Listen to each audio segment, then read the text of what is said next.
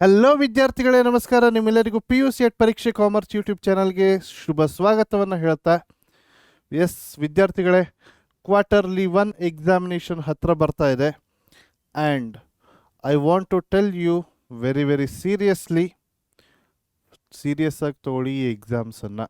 Okay, I am very much serious about this. ಯಾಕೆ ಗೊತ್ತಾ, ಈ ಕ್ವಾರ್ಟರ್ಲಿ ಎಕ್ಸಾಮಿನೇಷನ್ಸಲ್ಲಿ ನಿಮಗೆ ಸಿಗುವಂತಹ ಮಾರ್ಕ್ಸ್ ಫೈನಲ್ ಎಕ್ಸಾಮಿನೇಷನ್ಸ್ಗೆ ಆ್ಯಡ್ ಆಗುತ್ತೆ. That means your final examination ಬರೀ ಮಾರ್ಚಲ್ಲಿ ಅಷ್ಟೇ ಅಲ್ಲ, ಈ ಕ್ವಾರ್ಟರ್ಲಿ ಎಕ್ಸಾಮಿನೇಷನ್ ಮಾರ್ಕ್ಸ್ ಕೂಡ ಆ್ಯಡ್ ಆಗುತ್ತೆ. 20 ಮಾರ್ಕ್ಸ್. ಫೈನಲ್ ಎಕ್ಸಾಮ್ ಬರೆಯೋದು ನೀವು 80 ಮಾರ್ಕ್ಸ್. ಸೊ ಹಾಗಿದ್ದಲ್ಲಿ ಇವತ್ತು ನಾನು ನಿಮಗೆ ತಿಳಿಸ್ಕೊಡ್ತೀನಿ, if you are not aware of this, ಹೇಗೆ ನಿಮ್ಮ ಇಂಟರ್ನಲ್ ಮಾರ್ಕ್ಸ್ ಕ್ಯಾಲ್ಕುಲೇಟ್ ಆಗಿ ಫೈನಲ್ ಎಕ್ಸಾಮಿನೇಷನ್ಸ್ಗೆ ಆ್ಯಡ್ ಆಗುತ್ತೆ. This is followed by majority of all the colleges. Okay, ನೀವು ಬರೆಯುವಂಥ ಎಕ್ಸಾಮಿನೇಷನ್ನ ಮಾರ್ಕ್ಸ್ ಪ್ರತಿಯೊಂದು PU ಬೋರ್ಡ್ಗೆ ಇಮಿಡಿಯೇಟಾಗಿ ಅಪ್ಲೋಡ್ ಆಗುತ್ತೆ. ಓಕೆ, ಎಲ್ಲಿ ಗೊತ್ತಾ, ಸ್ಯಾಟ್ಸ್ ಪೋರ್ಟಲಲ್ಲಿ ನಿಮ್ಮ ಪ್ರತಿಯೊಬ್ಬರಿಗೂ ಯೂನಿಕ್ ಸ್ಯಾಟ್ ನಂಬರ್ ಇರುತ್ತಲ್ವ, ಸ್ಟೂಡೆಂಟ್ ಅಚೀವ್ಮೆಂಟ್ ಟ್ರ್ಯಾಕಿಂಗ್ ಸಿಸ್ಟಮ್, ಅಲ್ಲಿ ಅಪ್ಲೋಡ್ ಆಗುತ್ತೆ ವಿದ್ಯಾರ್ಥಿಗಳೇ. ನಾವು ಈಗೆಲ್ಲರಿಗೂ ನಿಮ್ಗೆ ಗೊತ್ತಿದೆ, ಇನ್ನು ಕೆಲವೇ ದಿನಗಳಲ್ಲಿ ಆಗಸ್ಟ್ ಫಸ್ಟ್ ವೀಕಲ್ಲಿ, ಆಗಸ್ಟ್ 3ನೇ ತಾರೀಕಿಂದ ನಿಮ್ಮ ಕ್ವಾರ್ಟರ್ಲಿ 1 ಎಕ್ಸಾಮಿನೇಷನ್ ಸ್ಟಾರ್ಟ್ ಆಗ್ತಾ ಇದೆ. Correct. For example, quarterly 1 examination ಈಗ ಮಾರ್ಕ್ಸ್ ಹೇಗೆ ಆ್ಯಡ್ ಆಗುತ್ತೆ ಅಂದರೆ, ದಿಸ್ ಈಸ್ ಬೆಸ್ಟ್ ಆಫ್ 2 ಆಗಿ ಮಾಡ್ತಾರೆ. ಓಕೆ, ನೀವು ಕ್ವಾರ್ಟರ್ಲಿ 1 ಎಕ್ಸಾಮಿನೇಷನ್ ಬರೀತೀರಾ, then followed by next few months ನೀವು ಮಿಡ್ ಟರ್ಮ್ ಬರೀತೀರಾ, ಮಿಡ್ ಟರ್ಮ್ ಎಕ್ಸಾಮ್. ಅದಾದ ಮೇಲೆ ಕ್ವಾರ್ಟರ್ಲಿ 2 ಎಕ್ಸಾಮ್ ಬರೀತೀರಾ. ಓಕೆ, ಈಗ ನಿಮಗೆಲ್ಲ ಗೊತ್ತಾಗಿದೆ ಕ್ವಾರ್ಟರ್ಲಿ ಎಕ್ಸಾಮಿನೇಷನ್ ಇದೆ. ಕ್ವಾರ್ಟರ್ಲಿ ಎಕ್ಸಾಮಿನೇಷನಲ್ಲಿ ಪ್ರತಿ ಪೇಪರನ್ನು ಎಷ್ಟು ಮಾರ್ಕ್ಸಿಗೆ ಬರೀತೀರಾ? Each paper will be return for 40 marks.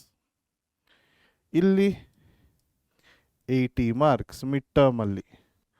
And again ನಿಮ್ಮ ಕ್ವಾರ್ಟರ್ಲಿ 2 ಅಲ್ಲಿ 40 ಮಾರ್ಕ್ಸ್. ಈಸಿ, ಸಿಂಪಲ್, ಅರ್ಥ ಆಗ್ತಾ ಇದೆಯಾ? ಪ್ರತಿಯೊಂದು ಸಬ್ಜೆಕ್ಟಿಗೂ ಎಷ್ಟು ಮಾರ್ಕ್ಸಿಗೆ ಎಕ್ಸಾಮಿನೇಷನ್ ಬರ್ತೀರಾ? ಕ್ವಾರ್ಟರ್ಲಿ ಎಕ್ಸಾಮಿನೇಷನಲ್ಲಿ 40, ಮಿಡ್ ಟರ್ಮಲ್ಲಿ 80, ಇಲ್ಲಿ 40. ಓಕೆ, ಇದು ಮಾರ್ಕ್ಸಿಗೆ ನಿಮ್ಮ ಫೈನಲ್ ಎಕ್ಸಾಮಿನೇಷನ್ ಯಾವ ರೀತಿ ಕನ್ವರ್ಟ್ ಆಗಿ ಹೋಗ್ತಾ ಇದೆ ನೆನ್ಪಿಟ್ಕೊಳ್ಳಿ. ಒಂದು ಮಾರ್ಕ್ಸ್ ಇಲ್ಲಿಂದ ಫಸ್ಟ್ ಡಿವಿಷನ್ ಹೇಗಾಗುತ್ತೆ ನಾನು ಹೇಳ್ತೀನಿ, ದೆನ್ ಫೈನಲ್ ಎಕ್ಸಾಮಿಗೆ ಏನು ಅಂತಲೂ ಹೇಳ್ತೀನಿ. ಈಗ ಕೇಳಿಸ್ಕೊಳ್ಳಿ. ಫಾರ್ ಎಕ್ಸಾಂಪಲ್, ಕ್ವಾರ್ಟರ್ಲಿ 1ಅಲ್ಲಿ ನೀವು ಪ್ರತಿಯೊಂದು ಮಾರ್ಕ್ಸ್ ತೊಗೊತಿರಲ್ವ, ವೆರಿ ಇಂಪಾರ್ಟೆಂಟ್. ಯಾವ ರೀತಿ ಡಿವೈಡ್ ಆಗುತ್ತೆ? ಕ್ವಾರ್ಟರ್ಲಿ 1ನಿಂದ 5 ಮಾರ್ಕ್ಸ್, ಮಿಡ್ ಟರ್ಮ್ ಇಂದ 5 ಮಾರ್ಕ್ಸ್, ಆ್ಯಂಡ್ ಕ್ವಾರ್ಟರ್ಲಿ 2 ಇಂದ 5 ಮಾರ್ಕ್ಸ್. ಈ 3 ಮಾರ್ಕ್ಸಲ್ಲಿ ಹೈಯೆಸ್ಟ್ ಬೆಸ್ಟ್ ಎಲ್ಲಿ ತೊಗೊಂಡಿರ್ತೀರ ಆ 2 ಹೈಯೆಸ್ಟ್ ಮಾರ್ಕ್ಸನ್ನು ಕನ್ಸಿಡರ್ ಮಾಡ್ತಾರೆ. ಅರ್ಥ ಆಗ್ತಾ ಇದೆಯಾ?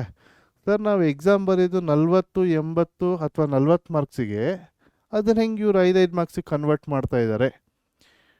ಏನೂ ಇಲ್ಲ. ಇಲ್ಲಿ ನೀವು ತಗೊಳ್ಳುವಂತಹ ಟೋಟಲ್ ಮಾರ್ಕ್ಸ್ ಏನಿದೆ, it is getting divided by 8. Okay, same for quarterly 2 also. Total marks is getting divided by what? 8. Midterm examination alli total marks is getting divided by 16. Double.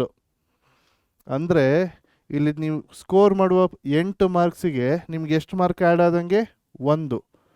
16ಕ್ಕೆ 2, 24ಕ್ಕೆ 3, 32ಕ್ಕೆ 4, 40ಕ್ಕೆ 5ಕ್ಕೆ 5. That's how it is. ಅರ್ಥ ಆಗ್ತಾ ಇದೆಯಾ? So it's very important. For example, ನೀವು 32 score ಮಾಡಿದ್ರೆ 32/8 ನಿಮ್ಗೆ ಸಿಗುವಂಥದ್ದು 4 marks. ಅರ್ಥ ಆಗ್ತಾ ಇದೆಯಾ? So very important. ಸೊ ಈ 3 ಟೆಸ್ಟ್ಗಳ ಮಾರ್ಕ್ಸು ನೀವು ಕೊಟ್ಟಾದಮೇಲೆ ಎಲ್ಲಿ ಹೈಯೆಸ್ಟ್ ಇರುತ್ತೋ ಈ 3ರಲ್ಲಿ, ಅದರಲ್ಲಿ ಟಾಪ್ 2 ಹೈಯೆಸ್ಟ್ ಮಾರ್ಕ್ಸನ್ನು ಸೆಲೆಕ್ಟ್ ಮಾಡಿ ನಿಮ್ಮ ಮಾರ್ಕ್ಸ್ ಕಾರ್ಡಿಗೆ ಆ್ಯಡ್ ಮಾಡ್ತಾರೆ ಪ್ರತಿಯೊಂದು ಸಬ್ಜೆಕ್ಟಿಗೂ. ಸೊ ಅರ್ಥ ಮಾಡ್ಕೊಳ್ಳಿ, ಬೆಸ್ಟ್ ಆಫ್ 2 ಅಂತ ಹೇಳಿದೆ. Best of 2. ಸೊ ಹಾಗಾದರೆ ನಿಮ್ಮ ಕ್ವಾರ್ಟರ್ಲಿ ಎಕ್ಸಾಮಿನೇಷನ್ಸಿಂದ ಎಷ್ಟು ಮಾರ್ಕ್ಸ್ ಆ್ಯಡ್ ಆಗ್ತಾರೆ? 10 ಮಾರ್ಕ್ಸ್. ಹಾಗಾದರೆ ಉಳಿದ 10 ಮಾರ್ಕ್ಸ್ ಏನು? ನೆಕ್ಸ್ಟ್ ಉಳಿದ 10 marks will be assignment. Okay, P U board ಅವರು ಇನ್ ನೆಕ್ಸ್ಟ್ ಫ್ಯೂ ಡೇಸಲ್ಲಿ ಅಥವಾ ಇನ್ ಒನ್ ಮಂತ್ ಆರ್ 2 ಕೆಲವೊಂದು ಅಸೈನ್ಮೆಂಟ್ ಕ್ವೆಶನ್ಸನ್ನು ಕೊಡ್ತಾರೆ.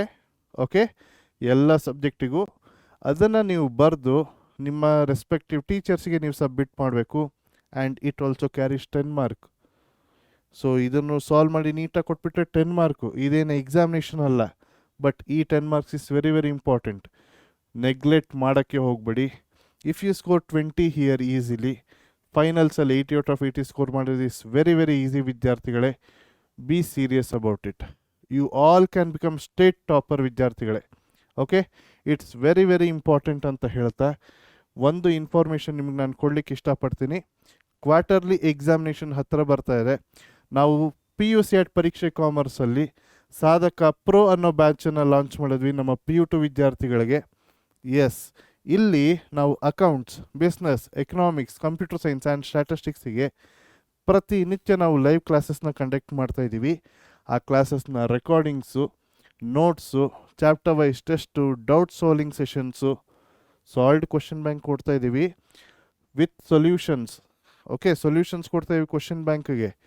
ಇದೆಲ್ಲವೂ ಎಷ್ಟು ಇಂಪಾರ್ಟೆಂಟ್ ಅಂದರೆ ಈ ಕ್ವಶನ್ ಬ್ಯಾಂಕ್ ನೋಡಿಕೊಂಡೇ final exam question paper ready ಆಗೋದು. ಅದ್ರ ಪ್ರಕಾರ ಅದೇ ಪ್ಯಾಟರ್ನ್ ಪ್ರಕಾರ ಕ್ವಶನ್ ಬ್ಯಾಂಕ್ ರೆಡಿಯಾಗಿದೆ.